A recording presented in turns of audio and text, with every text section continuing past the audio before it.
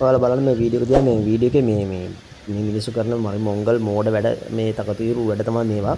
ඇත්තටම මේ වගේ වැඩ මේ කරන සුදු දේවල් නෙමෙයි කොහොමවත් මේ මිනිස්සුගේ ජීවිත වලින් වන්දි කියවන්න වෙන අවසානෙට.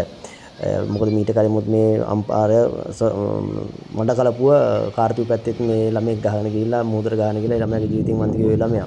ඉතින් ඒ වගේ මේ කරන මෝඩ වැඩ වලින් ওই දේවල් තමයි ඇති වෙන්නේ ඉස්සරහට. ඒ නිසා ඒ වගේ දේවල් කරන්න එපා. මේ වගේ ඇත්තම මේ වැඩ කරගන්න එපා. නාන්න ඕනේ නම් නාන්න දැන් ඕන තරම් තියෙනවා ලයිෆ් සේවිං පොයින්ට් හදලා ඒ වගේ තැන් වලට ගිහලා නාන්න මේ දේවල් අනිත් කට්ටියට දැනගන්න ෂෙයා කරන්න හැමෝටම බලන්න මේක ෂෙයා කරන්න මොකද මේකම දැනුවත් කරන්න ඕනේ මේ සමාජයේ නැත්නම් එහෙම නිකන් නිස්කාරණේ අපේ මිනිසුන්ගේ ජීවිත නැති වෙනවා මේ ආගමක් જાතියක් වැඩක් නෑ අපිට මේ හැම කෙනාගේම ජීවිතේ වටිනවා හැම කෙනෙක්ගේම ජීවිත වටිනවා අපිට ඒ නිසා ඒ කියන්නේ අපි හැමෝටම මේක යවලා ෂෙයා කරන්න දැනුවත් කරන්න මේ මුස්ලිම් වුණත් සිංහල වුණත් දෙමළ වුණත් කවුරුණත් මේ ජීවිත වටිනවා ඇත්තටම අපිට අපේ රටේ මිනිස්සු මේ ලාංකික මිනිස්සු